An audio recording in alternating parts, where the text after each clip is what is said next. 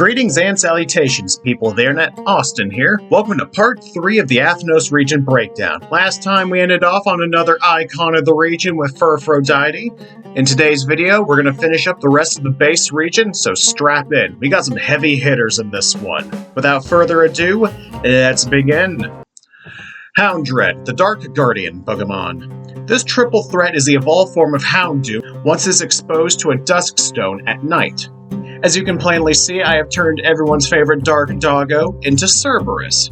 I gave the Pokemon soul food to reference his role as Guardian of the Underworld, thus Ghost types not being effective against him.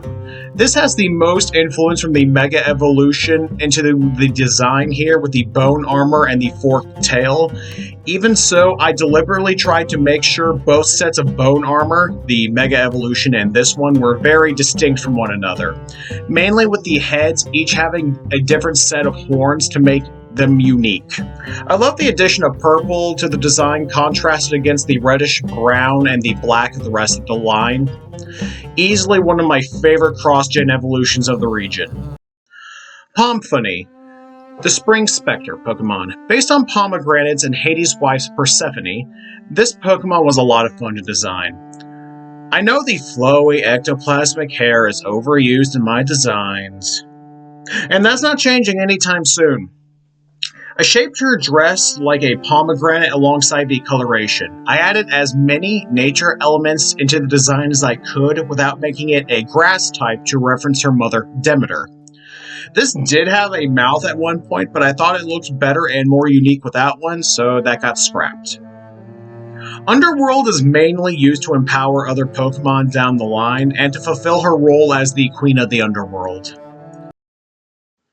Manticure, the Healing Sting Pokemon. Even more love for the Amalop region. This is the evolved form of Scorpidote once it heals 250 HP on wild Pokemon, based on Manticores and Nurses. This was one of the first evolutions I devised when planning this region, since I knew I wanted to make more evolutions of my own fakemon, and this was a perfect opportunity. No, I don't care that I have 2 Manticore Pokemon. They're very different despite sharing the poison typing.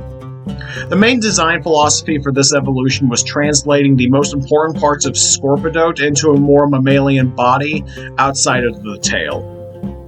I made the tail bigger and more solid looking, but still keeping the overall heart motif there, and alongside making the claws shaped like hearts cut in half. Made the mane look like a giant nurse's cap, and I gave the body an old nurse's uniform more or less shape-wise. One of my favorite evolutions in general. This turned out so good. Urutrera, the Aspiring Warrior Pokemon. Now we have a fun line. This entire line is based off of salamanders and Amazonian warriors. This all-female species live in remote islands across the region, training day and night. This design is the trainee of the line, with a wooden slab up front being used as body armor, something that will evolve as the line continues. Other than connecting the arm on our right more to the body, I have no notes on any changes needed for this design. Salmazon, the Hardened Warrior Pokemon. The wooden slab has become a shield and spear used for battle, these Pokemon being the main fighting forces on their islands, due to them being the most numerous on average. I gave this Pokemon a thumb at one point, but I felt the more animal-like claws would be more interesting for the design, so that got cut off. I think I could have made the pink brighter on this stage, but that'll probably be rectified in the final evolution. No major changes needed as well. This entire line is just fantastic.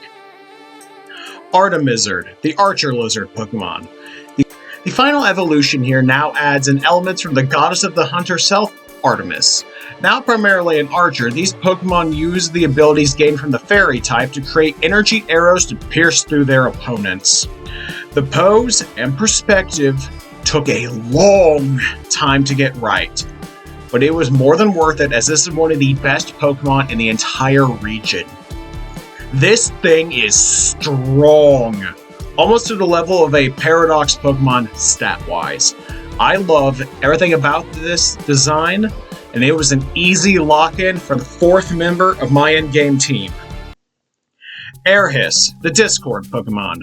This chaotic noodle is based on the goddess of chaos, Eris, and the golden apple of Discord. Legends say that the apple at the end of their tail contains the seed of chaos itself. This Pokemon loves to create strife and discord wherever it goes, if just for its own entertainment. This design is very simple, but I wouldn't change a damn thing about it. The colors flow well, the silhouette is clean, and I really like it. If you're curious about the K on the apple, it stands for carrot, aka gold. I thought that was clever. Pandora, the Chaos Pokemon. The chaos contained within its previous stage has been unleashed with this evolution, now based around Pandora's box. I made it a Dark Fairy type to not only reference all of the evils contained within the box, but also the glimmer of hope trapped in there as well. Plus, it made for more interesting typing. I love the hood being made of the evils contained within the box. In-game, they'd be constantly moving around, and I think that'd be a fun animation to see. I gave it a pseudo-snake charmer vibe as well, with the golden box it lives in, alluding to the baskets used to house cobras with these acts. Quality Pokemon line, in my opinion. Inspiloation, the Muse Pokemon. These ladies are based on clay and the muses of Greek myth. I wanted this line to be more human to really sell the inspiration for artists throughout history, as the muses were reported to do so. This has the simplest color scheme so far, but I'm not mad about that fact.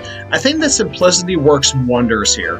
Really sells the ground type at a glance. Fun fact, this Pokemon has a one-sided rivalry with Ditto thanks to their limited ability to shapeshift, but nowhere near as good as Ditto's. Hitamuse, the clay model Pokemon. Had to give it well-baked body to play into hardened clay, and to just give it yet another immunity. Black and orange go really well with this design, now throwing in some ancient Greek/Roman pottery into the inspiration list. I love the giant hair here. I think it really helps balance out the body proportions and gives it a good silhouette combined with the handle arms of the lower body. No notes, perfection. Spidina, the web hair Pokemon. The last Convergent Pokemon line of the region, this Convergent Hatterene is based off of spiders and Arachne, a woman who challenged Athena and was transformed into a spider after beating her in a contest as punishment. Paraphrased a lot there, to be honest. Go look up the myth. It's kind of screwed up. This line across the board was tough to translate into spiders, though this one was naturally the easiest considering how basic Hatena's design is. Transforming the hat/hair into webs was naturally the biggest change out the gate across the board for this entire line. I changed the hat into the thorax and divided the feet into 2 pairs of little tiny legs. Bug Poison is the basic bitch type, but it works the best. I also needed poison types, sue me. I really like the shiny here. Spydrim, the adorable bait Pokemon. My personal favorite of the line, I think this is the most successful Convergent design of the trio. I made the hair and hair braids made out of hardened venom to keep the shape intact and keep the webs out of the way. The only thing I might change is the color of the webs just to set them apart. But I don't know if that's completely necessary. Web Trap is self-explanatory. I created it just to be annoying. Solid design all around. Spiderine, the Queen Spider Pokemon. This massive lady took the longest nail down design-wise, the legs being the biggest hurdle to get over. If I don't change the color of the webs, I definitely need to change the color of the hardened venom section since they look a tad off with normal outline colors in my opinion. The hand/hair turning into a giant strand of web I think was the best design choice for the design, keeping the overall silhouette intact. I think I may have needed to make the legs more detailed or complex since they're a tad simplistic here. I'll have to address that in the future. Hair Rage, the Jilted Queen Pokemon. Vengeful and angry, this salty lady is based on peacocks and the queen goddess herself, Hera. Like Hera of myth, this Pokemon was the lover of the Zeus Pokemon of the region, but was betrayed by him, a dark rage growing in her heart. I need to update the Pokedex entry here since I changed the trio name to the King Trio later on and I forgot to update it here. I made it a Psychic type for type balance and Hera keeping an eye on all of Zeus's bastard children when she was made aware of them, if just to plot their downfall. I turned the peacock feathers into eyes to reflect that, and I thought that was a fun design element. One thing I need to change is to make her look angrier. Her expression doesn't match her lore. The shiny could also stand from a touch-up. Malmare, the living virus Pokemon. A man-made Pokemon created by the evil Team Tartarus, this electrical nightmare is based on the Trojan horse, the actual thing, and the computer virus. I took a lot of design cues from my design of Missing No, since I imagine they're not that far apart at their base core or programming. I almost gave it another pair of lightning bolt legs, but I felt only having the ones up front made for a more interesting design. I don't know if I'll ever give this Pokemon an evolution. Maybe a Mega. Either way, I created this Pokemon just to use the Trojan horse joke. Tychidna, the dragon spawn Pokemon. Our little danger noodle is not really based on anything in particular outside of generic demon spawn.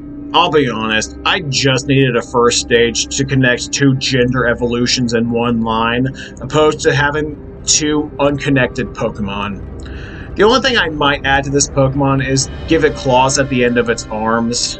Otherwise, this is a lackluster design compared to the two possible evolutions. At least the shiny is good.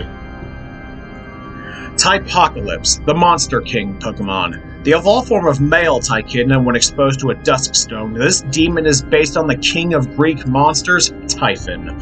I tried to make this Pokemon as apt as possible to match the descriptions from ancient myth, while not stepping on Salambush's metaphorical toes. So, instead of full-on snakes, I made the tentacle legs shaped and patterned to look like snakes. The arm positions need to change. They're the only thing I don't care for, and now feel that they're lazy for doing it that way. I also think I need more of a connection between the tentacles like an actual octopus. All in all, easy fixes. Catachindra, the Monster Queen Pokemon. The evolved form of female Tychidna was exposed to a Duskstone. This is based on the mother of monsters, Echidna. I made it more serpentine to match the description of Echidna being half snake, mainly with the lower body. I gave her a split tail end to reference one ancient depiction of her having two snake tails that start at the knee of each leg. This is the better designed of the two gender evolutions. She has a better pose and as a result looks more complete compared to Typocalypse. The shiny is also clean! Other than making the claws on each hand more consistent size-wise, she's perfect. Wickerus, the Candle Body Pokemon. You might be wondering, why is this Icarus-themed Pokemon also a hummingbird? And not even remotely connected to your other Candle Pokemon? Because nothing else looked good and it didn't fit lore-wise. With that out of the way, outside of the horrible render at the end of the beak, this is a really solid Pokemon design.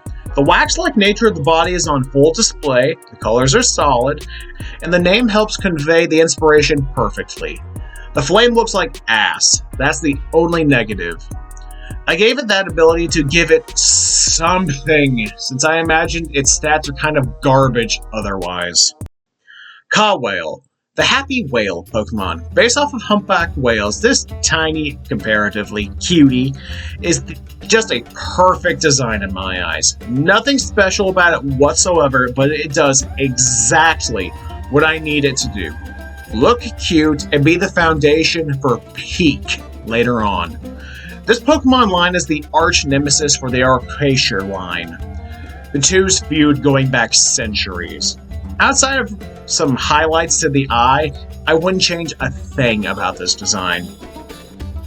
Punkback, the angry whale Pokemon. The middle stage of the line, this Pokemon is now a lot more confrontational, using the barnacles on their heads to ram their opponents. I think I need to make the barnacle mohawk more connected together since they feel a tad unconnected to the body and just thrown on. I also think the barnacles on the flippers need to be bigger to be used offensively or defensively. This design is a little awkward, but pretty much all middle stages are, with a few notable exceptions. Barnacle, the brawling whale Pokemon. Slap a combat stone on Punkback and you get this absolute unit on your side. The barnacles on their flippers and tail have become full-on knuckle dusters, hence part of the name. I think this is almost a perfect design. The barnacle near the top of the flipper needing to be bigger, but otherwise perfect.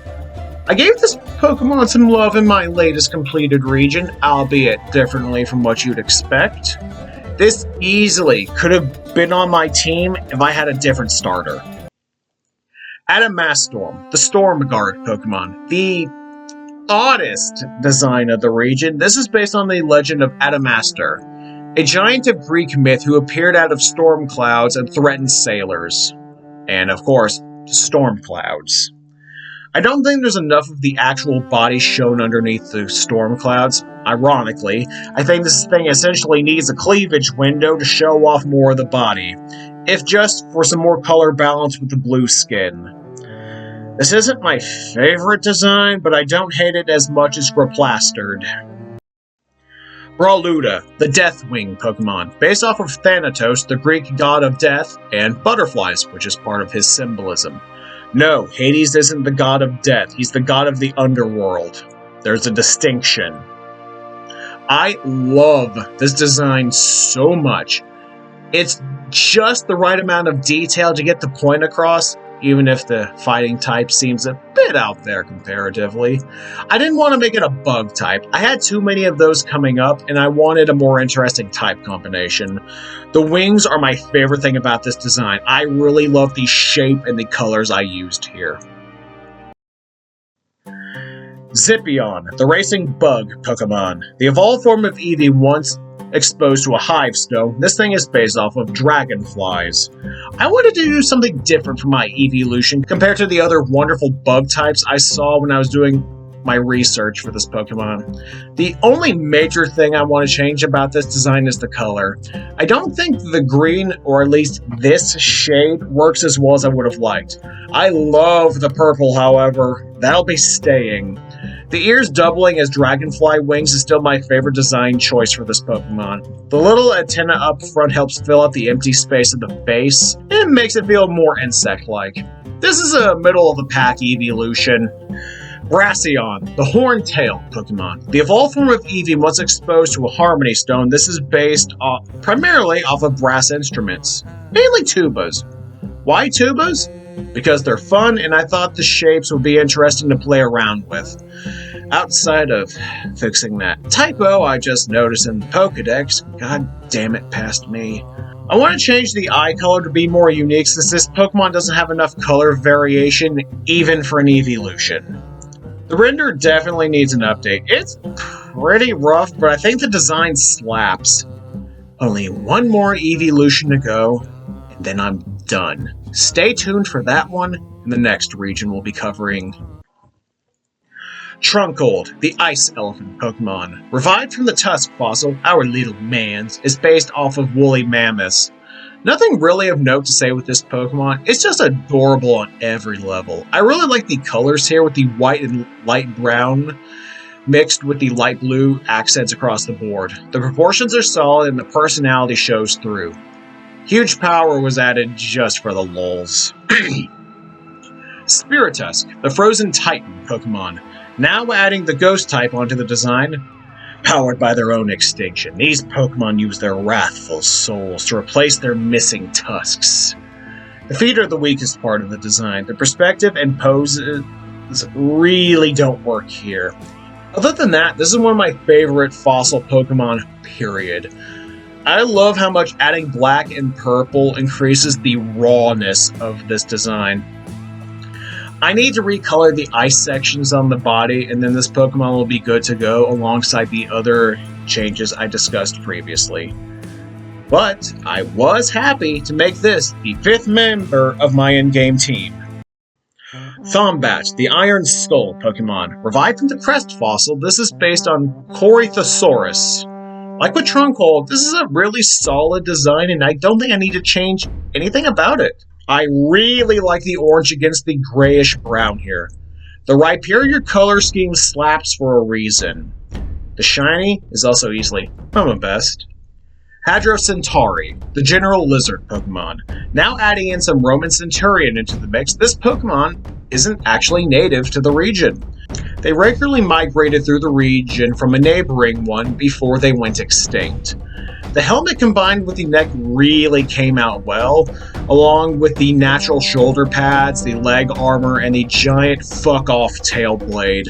I really like the red, it pops so well in my opinion. This is just a really good fossil Pokemon design despite its terrible typing. I'm sorry, buddy. Mini, the hybrid bug Pokemon. The pseudo-legendary of the region. Yes, I finally made a bug-type pseudo. This is based on a Chimera.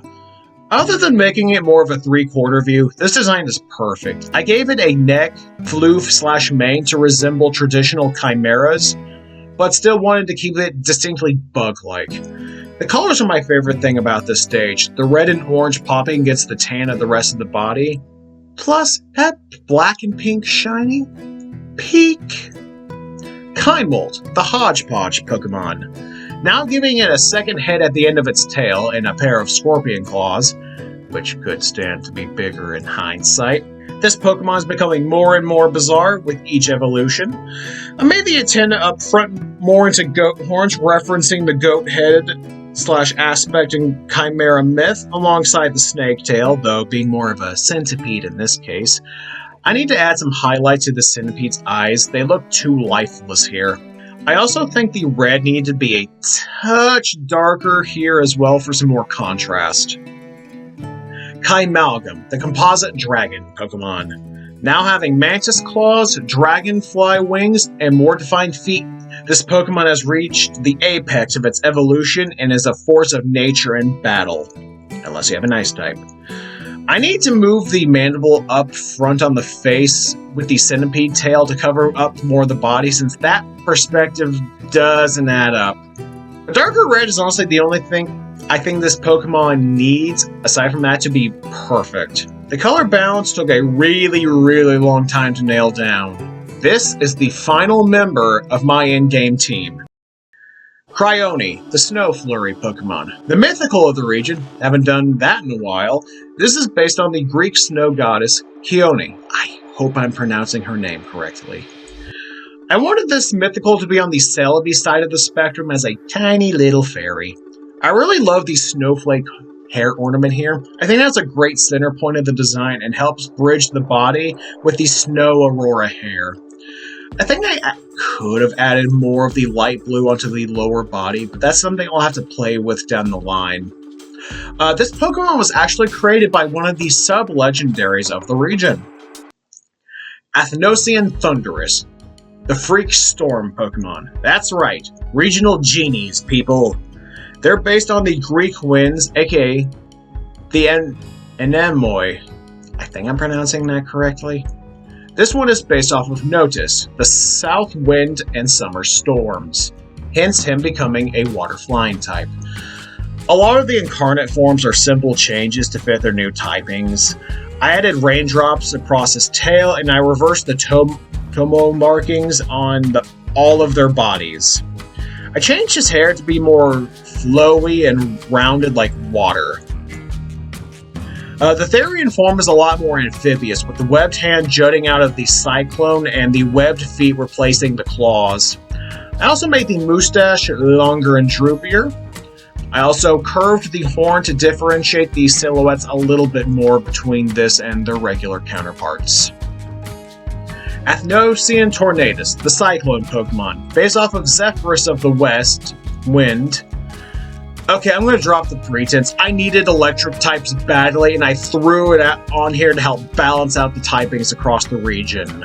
Design-wise, I gave him more of a lightning bolt pattern across his body and tail, made his hair spikier and the moustache more jagged. I should have given him a different typing probably, but I really like how his incarnate form turned out.